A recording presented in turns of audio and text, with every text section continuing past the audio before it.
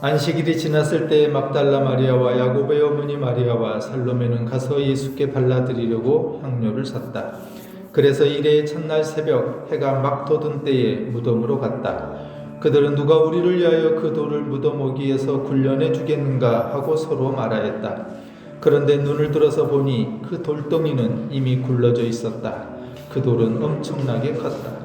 그 여자들은 무덤 안으로 들어가서 웬 젊은 남자가 흰옷을 입고 오른쪽에 앉아있는 것을 보고 몹시 놀랐다. 그가 여자들에게 말하였다. 놀라지 마시오. 그들은 십자가에 못 박히신 나사렛 사람 예수를 찾고 있지만 그는 살아나셨소. 그는 여기에 계시지 않소. 보시오. 그를 안장했던 곳이오. 그러니 그대들은 가서 그의 제자들과 베드로에게 말하기를 그는 그들보다 먼저 갈릴리로 가실 것이니 그가 그들에게 말씀하신 대로 그들은 거기에서 그를 볼 것이라고 하시오. 죽음을 이기시고 다시 사신 주님의 부활을 축하합니다. 부활의 기쁨과 소망이 성도 여러분과 가정 가운데 함께 하시기를 주님의 이름으로 축원합니다. 꽃은 시든 자리에서 다시 핀다라는 말이 있습니다. 4월에는 수선화도 피고요, 쌀이꽃도 피고 또 탱자꽃도 피어나고요. 곧 이어서 꽃말이, 금낭화, 토끼풀, 모란꽃이 피어나는 게 4월의 꽃이랍니다. 우리 주변에도 보면은 벚꽃이 한창입니다. 또 보니까 이쪽에는 조팝나무가 참 많은 것 같아요. 여기저기 가보면은 조팝나무에 하얀 꽃들이 가득한 그런 봄날입니다.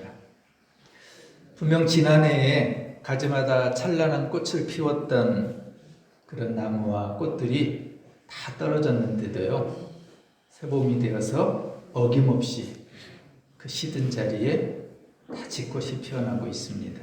시든 꽃도 가지에 떨어진 그 꽃잎들도 봄이 오면 다시 피어나는 것처럼 성도 여러분, 꽃피는 봄날 되시기를 축원합니다. 여러분 가정마다 꽃피는 가정 되시기를 소원합니다. 예수님께서 십자가에서 운명하신 후에 대제사장과 바리새인들은 예수가 혹시 부활할지도 모른다는, 이미 예수님 그렇게 말씀하셨거든요.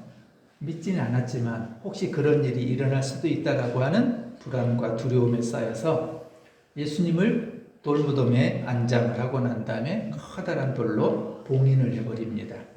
그것도 못 믿어서 대제사장과 바리새인들은 파수꾼을 세워서 그 무덤을 지키게 합니다. 마태복음 27장 66절에 보면은 그들은 물러가서 그 돌을 봉인하고 경비병을 두어서 무덤을 지켰다. 예수님의 시체는 아무도 손댈 수 없는 돌 무덤 안에 갇혀 있었습니다. 아무 변화가 없던 그 무덤에 안식일 다음날 새벽 놀라운 일이 일어납니다. 믿지 않았던 사람들이 도저히 이해하지 못했던 예수님께서 다시 살아나신 거죠. 예수님의 부활의 그 장면을, 모습을 본 사람은 아무도 없습니다. 목격한 사람도 없고요.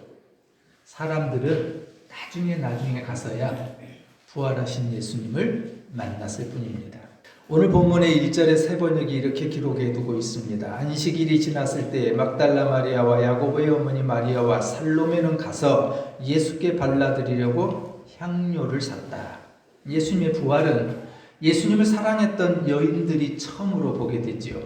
막달라 마리아, 야고보의 어머니 마리아, 살로메라는 여인이었습니다.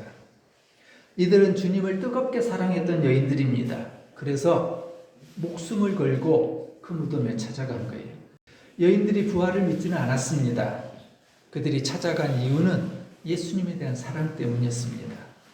인간적이었죠. 우리에게 세상에 들려주지 않은 그 귀한 말씀을 들려주셨던 예수님, 가난한 자, 병든 자, 아픈 자들을 치료하시고 돌보시고 그들의 친구가 되어주신 예수님, 그 사랑의 마음 때문에 예수님에게 안타까운 마음으로 시신의 향료라도 발라드리는 심정으로 그 무덤을 찾아가게 됐던 겁니다. 1절의 하반절과 2절에서는 예수께 발라드리려고 향료를 샀다. 그래서 이레의 첫날 새벽 해가 막 돋은 때에 무덤으로 갔다. 이렇게 기록하지요. 당시 율법으로는 안식일에는 많이 움직일 수가 없습니다. 필요 이상의 거리를 다닐 수도 없고요. 물건을 들고 다닐 수도 없던 게 안식일의 규정입니다. 그래서 안식일이 지나자 이 여인들은 새벽에 무덤을 찾아간 거죠. 3절에 보면은 가면서도 이들에게는 걱정이 많았어요. 누가 우리를 위해서 이 돌문을 열어줄 사람이 있겠는가. 무덤에 도착해 보니까 4절에요. 눈앞에 놀라운 일들이 일어납니다. 눈을 들어서 보니 그 돌덩이는 이미 굴러져 있었다.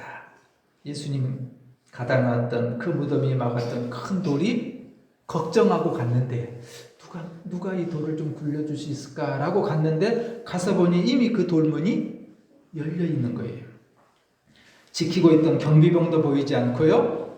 보니 그 무덤 안에 흰옷을 입은 청년이 앉아 있었습니다. 부활은 믿지 못했지만 인간적으로 사랑했던 그 예수님에게 향료라도 발라드리는 그 마음으로 갔지만 그래서 여인들은 아마 순간적으로 그래 누군가 예수님의 시신을 훔쳐갔을 수도 있겠다. 아마 그렇게 생각했을 겁니다. 지금 진짓 이 3절과 이 4절의 이 말씀들을 놓고 보면은 부활해서 그들이 놀란 것이 아니라 누군가가 예수님의 시신을 훔쳐갔을지도 모른다라는 생각에 여인들은 놀랬던 거예요. 오늘 부활주일입니다. 해마다 맞이하는 부활주일이죠. 여러분 신앙생활하는 동안 오랫동안 이 부활절을 맞이하고 부활절 절기를 보냈을 겁니다. 여러분 부활을 믿으시나요? 여러분 우리가 부활의 이 신앙을 믿지 못한다면 내가 마음으로 이 부활이 믿어지지 않는다면 여러분 부활은 아무런 의미가 없습니다. 우리 165장 좀 전에 준비 찬양하면서 부활을 믿지 못한다면 그게 다 헛된 거라고 얘기하잖아요. 여러분 부활이 없다면 그야말로 예수는 사기꾼이에요. 그리고 그 예수를 따르는 예수를 믿는 우리들은 거짓말쟁이 집단이에요. 흰옷 입은 사람은 여인들에게 예수님께서 부활했다고 말해줍니다. 여인들은 그 말을 듣고 무서워 도망칩니다. 너무 놀랐기 때문에요. 8절에 보면은 아무에게도 아무 말도 못합니다. 예수님을 사랑했지만 죽은 예수님의 부활을 아직 믿지를 못했던 거예요. 여인들만이 아니라요. 제자들의 반응 그렇게 예수님이 쫓아다니고 따라다니고 기적을 만나고 놀라운 경험을 했던 그 제자들 다 버려도 저만큼은 예수님을 버리지 않겠다고 다짐하고 고백하고 결단했던 그 제자들마저도 사실 예수님을 그 부활을 믿지 못했어요. 11절에 보면은 제자들은 예수가 살아계신다는 것과 마리아가 예수를 목격했다는 말을 듣고서도 믿지 않았다. 그 뒤에 12절에 가서 보면은 엠마오로 가는 제자들에게도 예수님이 나타나거든요. 또 음식을 먹고 있는 제자들에게 예수님이 또 친히 나타나셔요. 그리고 살아계신 것을 직접 보여주시고요. 부활에 대한 설명도 하셔요. 제자들은 아직 믿지 못해요. 부활하신 주님은 그런 제자들을 보고서 믿음 없음과 무딘 그런 마음들을 보고 꾸짖기도 하십니다. 그런데 오늘 본문에 이 두려움과 불안 가운데 있는 여인들에게 예수님이 세 가지 아주 중요한 사실을 전합니다. 오늘 짧게 그 세 가지만을 좀 나눠보려고 합니다. 6절과 7절의 말씀인데요. 말씀을 다시 한번 읽습니다. 세 번역입니다. 그가 여자들에게 말하였다. 놀라지 마시오. 그대들은 십자가에 못 박히신 나사렛 사람 예수를 찾고 있지만 그는 살아나셨소. 그는 여기에 계시지 않소. 보시오. 그를 안장했던 곳이요. 그러니 그대들은 가서 그의 제자들과 베드로에게 말하기를 그는 그들보다 먼저 갈릴리로 가실 것이니 그가 그들에게 말씀하셨던 대로 그들은 거기에서 그를 볼 것이라고 전해주시오. 천사가 그 여인들에게 세 가지 중요한 단어의 말씀을 전합니다. 놀라지 말아라. 그는 살아나셨다. 가서 전하여라. 왜 놀라지 말라고 5절에서 말씀하셨을까요? 여인들이 지금 놀라고 있는 것은 마음에 두려움이 있었기 때문입니다. 부활에 대한 믿음이 없었기 때문이죠. 무덤에서 예수님의 시체를 찾았지 사실 이들은 살아계신 하나님을 만나기 위해서 살아계신 예수님을 만나기 위해서 무덤을 찾아간 게 아니었어요.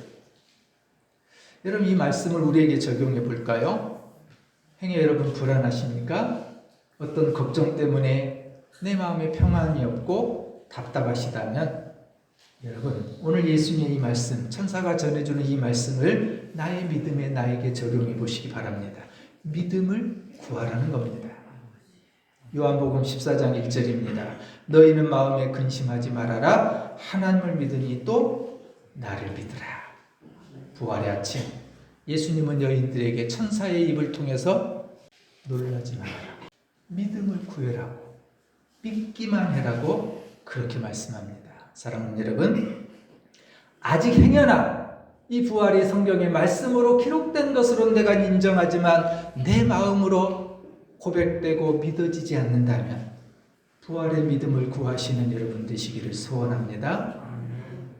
두 번째는요, 6절 하반절에 그는 살아나셨소 라는 말을 전합니다. 예수님의 살아나시는 약속대로 이루어진 일입니다.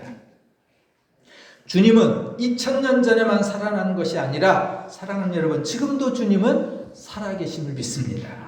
살아계신 주님은 지금도 우리를 살펴보고 계시고요, 우리의 생각을 아시고요, 우리에게 들어오고 나가는 출입을 주장하시고요, 우리의 일어서고 앉음을 언제나 살펴보고 계십니다.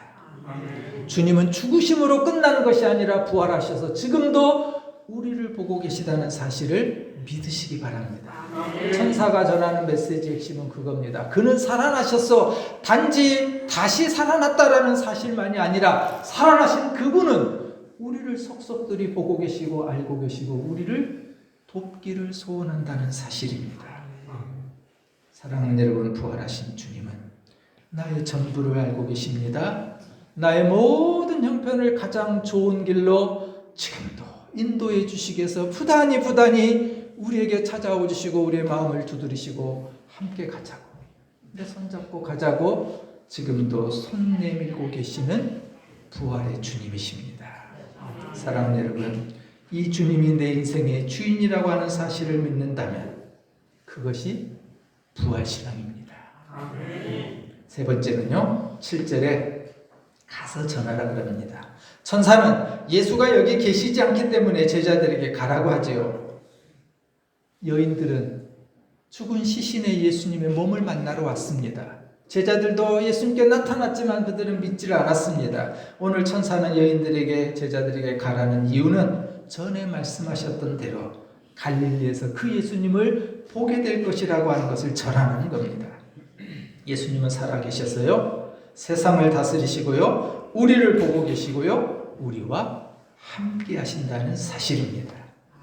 이것이요, 우리가 교회당 안에서만 머물러 있는 부활신앙이 아니라 우리 삶의 자리에서 우리 가족들과 부활로 살아야 되고요, 이웃들과 부활로 살아야 되고요, 그래서 우리가 교회로 살아야 한다는 이야기입니다. 그럼 이게 부활신앙이에요. 사랑하는 여러분, 이 부활이 믿어지는 은혜가 있기를 소원합니다. 치료자 되시는 주님께서 우리를 고쳐주시는 믿음, 보혜사, 우리를 돕는 성령이 나의 기도에 응답해 주시는 믿음, 내가 죽어도 다시 살아난다고 하는 그것이 믿어지는 믿음이 오늘 부활의 아침에 우리 가운데 함께하기를 축원합니다. 십자가에서 죽으신 주님은 다시 살아나셨습니다. 사탄의 가장 강력한 무기가 죽음인데요, 주님은 그 죽음을 깨트리셨다는 거예요. 시든 자리에서 다시 피어나는 꽃처럼 부활의 믿음이 저와 여러분 가운데 꽃처럼 피어나기를 소원합니다. 시든 자리에 다시 피어나는 꽃처럼 하나님의 나라를 세워가는 교회와 국민이 주인되는 새로운 대한민국, 새로운 민주주의가 꽃피고 있는 이 대한민국에 질병과 굶주림과 전쟁으로 고통 가운데 있는 이 지구촌 구석구석에 시든 자리에 다시 피어나는 꽃처럼 부활하신 주님, 그 부활의 기쁨과 소망이 저와 여러분, 우리 가정 위에 교회에 함께 하시기를 주님의 이름으로 축원합니다. 기도합니다. 사망 권세를 이기시고 다시 살아나신 부활의 주님, 시든 자리에서 다시 피어나는 꽃처럼 내가 죽어도 다시 사는 부활의 믿음을 허락하여 주옵소서. 시든 자리에 다시 피어나는 꽃처럼 이 땅에 하나님의 나라를 세워가는 교회와 민주주의의 새로운 꽃이 피어지는 대한민국에 질병과 굶주림과 전쟁으로 고통 가운데 있는 이 지구촌 구석구석에 다시 피어나는 꽃 부활의 은총을 허락하여 주옵소서. 다시 사신 예수 그리스도의 이름으로 기도합니다. 아멘.